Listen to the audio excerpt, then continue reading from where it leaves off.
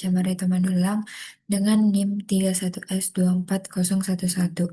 Di sini saya akan menjelaskan presentasi tentang heat conduction through composite walls. Pada slide ini, eh, saya akan menjelaskan tentang heat conduction through composite walls atau konduksi panas melalui dinding komposit. Eh, Untuk membahas ini, kita perlu mengetahui apa itu konduksi panas, yaitu salah satu mekanisme perpindahan panas yang terjadi melalui suatu material tanpa perpindahan massa. Energi ini berpindah karena adanya perbedaan temperatur dari daerah yang lebih panas ke daerah yang lebih dingin. Pada kasus ini, kita membahas dinding komposit, yaitu dinding yang terdiri dari beberapa lapisan material yang berbeda-beda. Setiap material memiliki konduktivitas termal yang berbeda juga, sehingga mempengaruhi seberapa cepat panas dapat berpindah. Kemudian kita lanjutkan dengan outline yang akan kita dapatkan. Yang pertama, kita akan mendapatkan fenomena yang terjadi, kemudian asumsi, elemen volume, dan sel energi balance-nya. Fenomena yang terjadi pada slide ini menjelaskan bahwa ada dinding berlapis-lapis dengan material yang berbeda-beda. Pada fenomena ini terdapat dinding yang terdiri dari beberapa lapisan material yang berbeda-beda. Setiap lapisan juga memiliki ketebalan yang berbeda serta sifat termal yang berbeda. Dalam contoh ini terdapat tiga lapisan utama, yaitu substans yang pertama dengan ketebalan dari posisi X0 sampai X1. Yang kedua, substans 2 dengan ketebalan dari X2 sampai X1. Dan substans yang ketiga memiliki ketebalan dari X3 sampai X2. Setiap lapisan mempunyai konduktivitas termal yang berbeda, sehingga kemampuan mengantarkan panas juga akan berbeda. Panas yang mengalir dari sisi dengan temperatur lebih tinggi menuju sisi dengan temperatur lebih rendah melewati ketiga lapisan tersebut secara berurutan.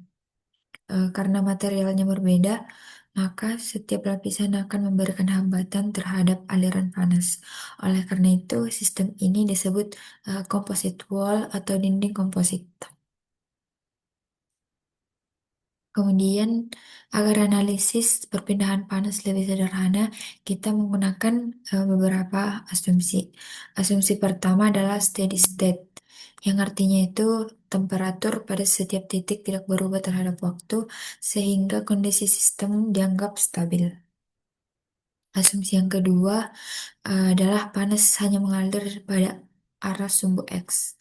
Ini berarti kita menganggap perpindahan panas terjadi satu dimensi dan eh, sehingga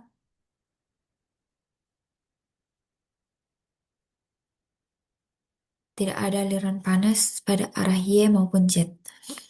Asumsi yang ketiga itu adalah konduktivitas termal, yaitu setiap lapisan itu dianggap konstan. Walaupun secara teori konduktivitas bisa berubah dengan temperatur, pada analisis ini kita anggap nilainya tetap untuk mempermudah perhitungan. Eh, Asumsi berikutnya itu adalah tidak ada reaksi kimia di dalam dinding, sehingga tidak ada pembangkitan panas di dalam material. Akibatnya, panas yang masuk ke suatu elemen sama dengan panas yang keluar, karena emang tidak ada energi yang disimpan ataupun dihasilkan. Selain itu, setiap lapisan material bertindak sebagai resistensi termal, yaitu hambatan terhadap aliran panas. Kemudian kita lanjutkan dengan elemen volume. Pada gambar ini terlihat sebuah dinding komposit yang terdiri dari tiga lapisan material dan di kedua sisinya terdapat fluida seperti yang di gambar ini. Urutannya dari kiri ke kanan adalah fluida panas, dinding lapisan pertama, dinding lapisan kedua, dan dinding lapisan yang ketiga, dan fluida dingin. temperatur di sisi kiri itu lebih tinggi dibanding sisi kanan, sehingga panas mengalir dari kiri ke kanan. Kemudian di sini ada koordinat posisi atau dilambangkan dengan X, yang dimana ada X0, X1, X2, X3. Ini menunjukkan batas setiap lapisan material. Artinya X0 ke X1 itu lapisan material yang pertama, X1 ke X2 itu lapisan material yang kedua. Begitu sampai seterusnya. Semakin besar jarak antar titik tersebut, berarti ketebalan lapisan ini semakin besar. Kemudian ada juga di sini yang dilambangkan dengan K. K01, K12, dan K23. Di sini ini adalah menunjukkan konduktivitas thermal material. Konduktivitas thermal ini menunjukkan kemampuan material untuk menghantarkan panas. Jika K-nya besar, maka panasnya mudah mengalir. Sebaliknya, jika K kecil, panas akan sulit mengalir. Kemudian di sini ada lambangan dengan T0, T1, T2, dan T3. Di dalam dinding terlihat dalam garis-garis putus miring menghubungkan titik T0, T1, T2, dan T3. Ini adalah eh, profil temperatur di sepanjang dinding. Ini artinya temperatur berkurang secara bertahap dari kiri ke kanan. Urutannya itu yang pertama, T0 itu temperatur di permukaan dinding yang bersentuhan dengan fluida panas. T1 temperatur di batas lapisan 1 dan 2. Begitu sampai seterusnya. T2 itu temperatur di batas lapisan 2 dan 3. Dan T3 itu temperatur di permukaan dinding yang bersentuhan dengan fluida dingin. Karena panas mengalir dari panas ke dingin, maka berlaku TA lebih besar dari T0 dan T0 lebih besar T1, begitu sampai TB. Kemudian panas perpindahan yang terjadi itu eh, di sisi kanan gambar ini juga ditulis jenis perpindahan panas yang terjadi. Ini eh, misalnya dari TA dengan T0 itu terjadi konveksi, yaitu panas berpindah dari fluida panas ke permukaan dinding. Kemudian ada T0 dan T1, ini terjadi konduksi, yaitu panas merambat melalui lapisan dinding yang pertama. Kemudian ada T1 dengan T2, ini juga masih konduksi karena panas juga melewati lapisan dinding yang kedua. T2 sampai T3 itu juga konduksi karena panas juga melewati lapisan dinding yang ketiga. Sedangkan T3 dengan TTB itu terjadi konveksi karena panas berpindah dari permukaan dinding ke fluida dingin. Kemudian pada bagian ini terdapat sel energi balance, yaitu kita menerapkan hasil dari sel energi balance, yaitu bahwa flux panas kinol itu bernilai konstan seluruh dinding. Hal ini terjadi karena sistem berada pada kondisi steady state, sehingga panas yang melewati setiap lapisan dinding itu harus sama. Untuk menurunkan hubungan temperatur pada setiap lapisan, kita juga nanti akan menggunakan eh, hukum Fourier untuk konduksi panas, yaitu Q sama dengan Q, Q sama dengan min K dt per dx. Maka bisa kita lanjutkan sel energi balance-nya, kita terapkan bahwa flux panas kinon itu bernilai konstan. Kita masukkan laju panas in dikurang laju panas out ditambah laju produksi panas sama dengan nol. Sehingga persamaannya itu menjadi heat in by conduction dikurang heat out by conduction. Laju produksi panas itu dianggap nol. Maka Qx dikurang Qx pada saat X tambah delta X per delta X itu sama dengan nol. Setelah dibagikan dengan min eh setelah dibagikan dengan WH delta X pada persamaan yang pertama ini. Kemudian kita limitkan sehingga didapatkan hasil dqx per dx sama dengan nol. Ini merupakan persamaan yang kedua. Kemudian bisa kita masukkan ke boundary condition, yaitu saat X sama dengan X0, maka persamaannya itu menjadi dx sama dengan 0 dikali dx. Qx sama dengan C, Qx sama dengan C0, atau disebut dengan konstan.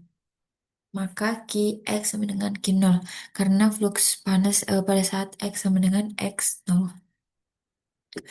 Flux panas akan sama untuk slabs atau lempengan region yang pertama, kedua, dan yang ketiga. Sehingga X sama dengan 0 itu bisa kita buat menjadi persamaan yang ketiga. Maka kita masukkan kepada region yang pertama terlebih dahulu. Min K dt per dx sama dengan Q0. Min K 0, 01 dikali dt per dx sama dengan Q0. Ini merupakan hukum Fourier. Min K dikali dt per dx. Kemudian eh, kita integralkan, akan dapat eh, persamaan seperti yang di bawah ini. T0 dikurang T1 sama dengan Q0 dikali X1 kurang X0 per X01. Ini merupakan persamaan yang keempat.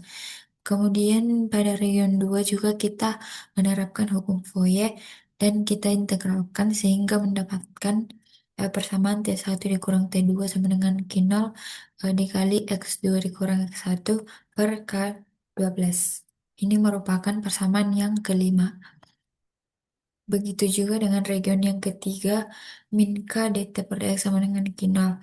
Kemudian kita integralkan, maka akan dapat persamaan T1 dikurang T2 sama dengan Q0 dikali X2 kurang X1 per K12. Ini merupakan persamaan yang keenam. Kemudian persamaan 4, 5, dan 6 itu kita jumlahkan seperti yang di bawah ini. Ini persamaan yang keempat, kelima, dan keenam kita jumlahkan, maka akan dapat persamaan TA dikurang TB sama dengan Q0 dikali 1/H0 ditambah X1 dikurang X0 per K01 ditambah X2 dikurang X1 per K12 ditambah X3 kurang X2 per K23 ditambah 1/H3.